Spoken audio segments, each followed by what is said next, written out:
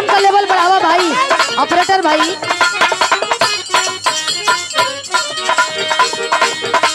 Harmonium के देखा एकदम ना बोला था भैया।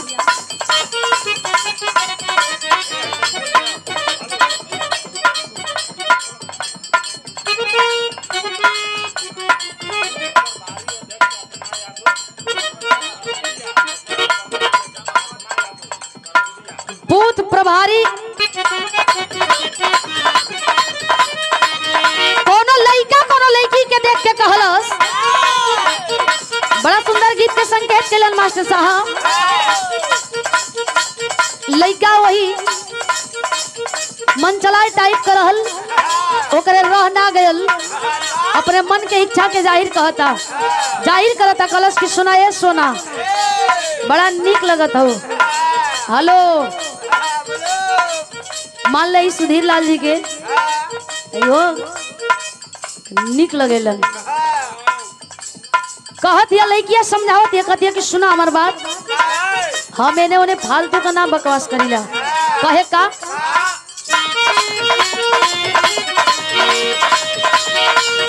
अरे जानी जहाँ रेट मिले सही हो,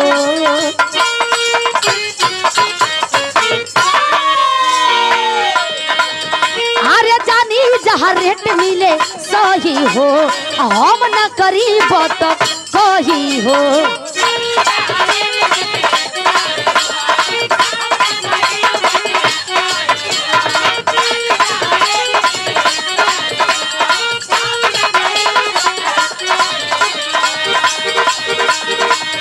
अरे जानी जहाँ रेट मिले सही हो, हम न करी बत कही हो। फोकटे में बाबू लड़ाई ना नजरिया, फोकटे में बाबू लड़ाई ना नजरिया। उ लड़का कहता अरे डोले दे, अरे डोले दे लहे लहे कमरिया, डोले दे।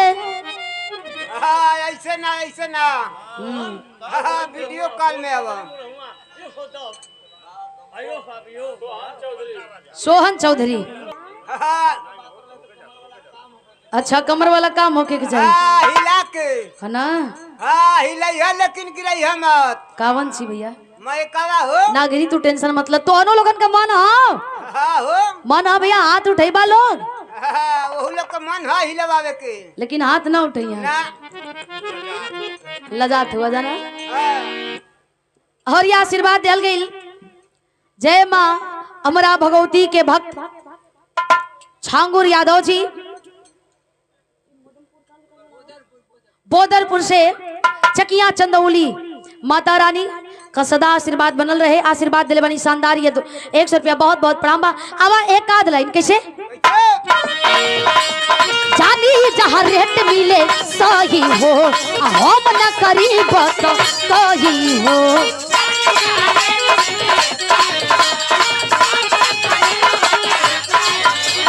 वाह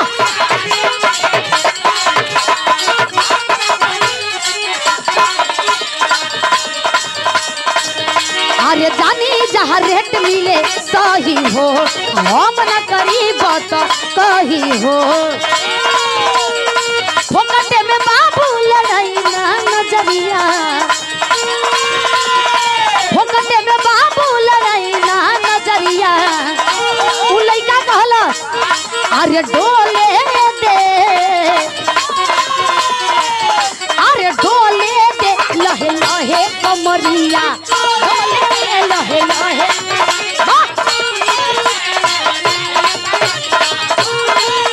शाबाश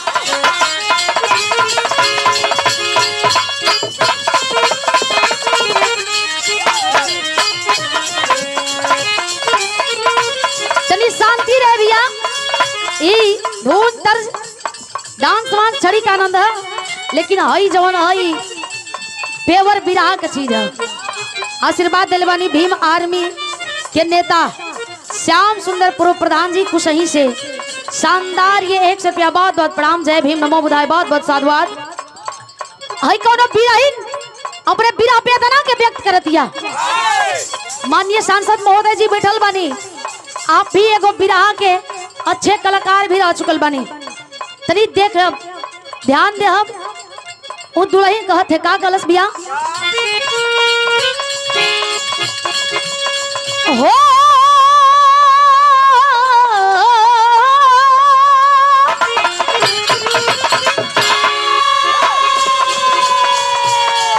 हो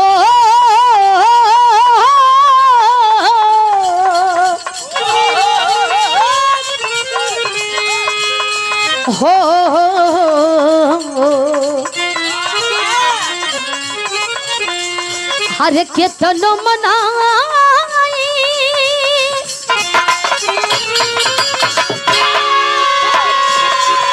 अरे ई मनवा न माने कहा दिया कि सबर नहीं के कैसे सबर करी तू तो गवना करा के प्रदेश चल गिला न कहे का हरे केतनो मनाई ई मनवा न माने आर पिरा के योगिया आर घटत नहीं थे राजा तोहरा बिना गतिया मोर बलमुआ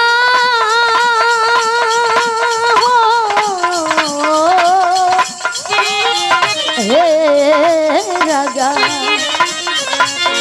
आजा तोहरा बिना रतिया आजा तोहरा बिना रतिया का नहीं थे राजा तोहरा बिना रतिया